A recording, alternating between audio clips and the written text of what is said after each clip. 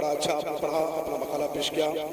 دوران جب مقالہ موصول پڑھ رہے تھے تو اس دوران جماعت اہل سنت کی نامور شخصیات حضرت علامہ عبدالغفور منظری صاحب قبلہ جلوہ افروز ہیں، ان کی شرکت ہوئی۔ یہ فقیر تمام علماء کرام کی طرف سے حضرت والا کا شکریہ ادا کرتا ہے۔ ساتھ ہی ساتھ ہماری جماعت کے بہت پرانے خطیب شیر بہار حضرت علامہ عبدالشکور کوثر جمالی صاحب قبلہ وہ بھی تشریف لائے۔ ایک دور تھا کہ ہند و نیپال میں ان کی خطابت کے ڈنکے بجتے تھے، اور آج یہ لوگ عمر کے اس حصے میں پہنچ گئے کہ صحیح سے چلنے پھرنے کے قابل نہیں ہیں۔ یقیناً یہ ہمارے اسلاف ہیں، ہمیں ان کی خدمات کا اعتراف کرنا چاہیے۔ فقیر کی دعوت پر عمر کے اس حصے میں ان شخصیات نے شرکت فرمائی، یہاں تشریف لائے۔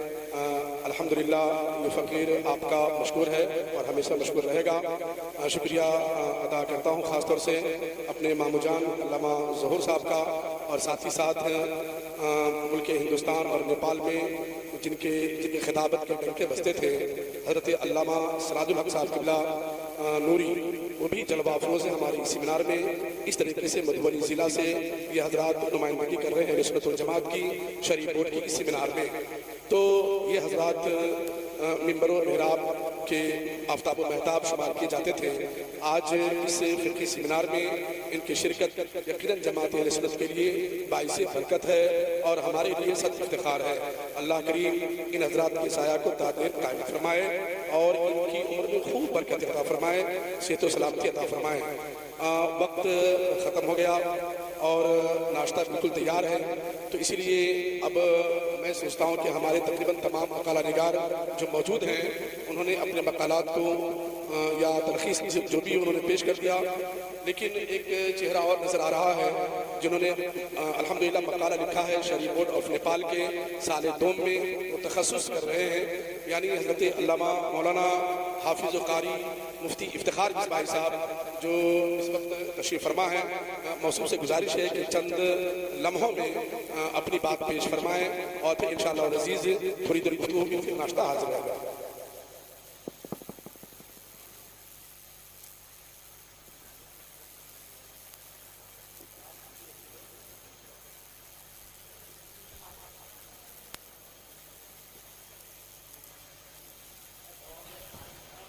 باوقار علماء کرام، السلام علیکم ورحمۃ اللہ تعالی وبرکاتہ۔ ماشاءاللہ جتنے لوگوں نے مقالہ پیش کیا، آپ لوگوں نے بغور سماعت کیا۔ اس موضوع پر میں نے بھی اپنا مقالہ لکھا ہے۔ مقالہ تو لمبا ہے لیکن وقت کو مد نظر رکھتے ہوئے میں چند لفظوں میں اپنی گفتگو کو ختم کر دوں۔ یہ جہیز کیا ہے؟ جہیز کہتے ہیں شادی بیاہ کے موقع پر جو نقد وغیرہ یا سامان وغیرہ دیا جاتا ہے، یہی جہیز ہے۔ یہ جہیز جو ہے دور حاضر میں اس کی دو صورتیں ہیں۔ ایک وہ ہے جو لڑکی کے والدین لڑکی والے خوشی سے دیتے ہیں، اور ایک صورت وہ ہے جس میں زبردستی دینا پڑتا ہے۔ تو جو دیا جاتا ہے لڑکی والے خوشی سے دیتے ہیں، بلا شبہ وہ جائز ہے، اور جو زبردستی مجبوراً دینا پڑتا ہے یہ بلا شبہ ناجائز و حرام ہے۔ جہیز کا تصور اسلام میں کہیں نہیں ہے، تو یہ آیا کہاں سے؟ جہیز یہ ہندو دھرم سے لے لیا گیا ہمارے معاشرے میں۔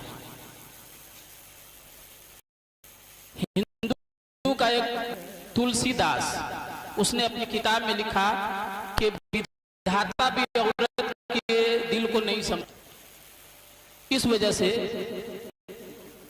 کہ اس کے مذہب میں ہندو کو ذلیل سمجھے، عورت کو حقیر سمجھا جاتا ہے، اسی وجہ سے جہیز وغیرہ دے کر کے اس کو اپنے گھر سے رخصت کر دیا جاتا ہے۔ لیکن ہمارے معاشرے میں عورتوں کو ذلیل نہیں سمجھا جاتا، بلکہ عورتوں کو تو ہمارے معاشرے میں اور ہمارے مذہب میں بہت زیادہ عزت دی جاتی ہے۔ اللہ کے رسول نے فرمایا الجنت تحت اقدام الامہات، ہمارے لیے نجات کا ذریعہ بنا دیا عورتوں کو۔ تو جہیز ہمارے معاشرے میں نہیں ہونا چاہیے. جو ہندو دھرم سے آیا ہے یہ بالکل ختم ہو جانا چاہیے. اس جہیز کی وجہ سے بہت ساری برائیاں بھی پیدا ہو گئی، جیسے رشوت خوری، حرام خوری اور سنت کی راہ میں رکاوٹیں، بہت ساری برائیاں ہیں. اب اس کو ختم کیسے کیا جائے؟ ختم کرنے کی چند صورتیں ہیں. علماء کرام، اساتذہ کرام اپنی درسگاہوں میں، مقررین حضرات اپنے خطابت میں لوگوں کو یہ ذہن دے کہ جہیز ہمارے معاشرے میں کچھ نہیں ہے. آپ خوشی سے اگر لڑکی والے کی طرف سے آپ کو کچھ مل رہا ہے تو لے لیں، ورنہ آپ اس کو نہ لیں. نوجوانوں کو بیدار کرنا ہوگا، ورنہ پھر یہ برائی پھیلتی جائے گی. اور آج ہمارے معاشرے میں یہ دیکھا جا رہا ہے کہ ہماری بہنیں ہمارے دھرم کو چھوڑ کر کے غیر قوم میں جا رہی ہیں.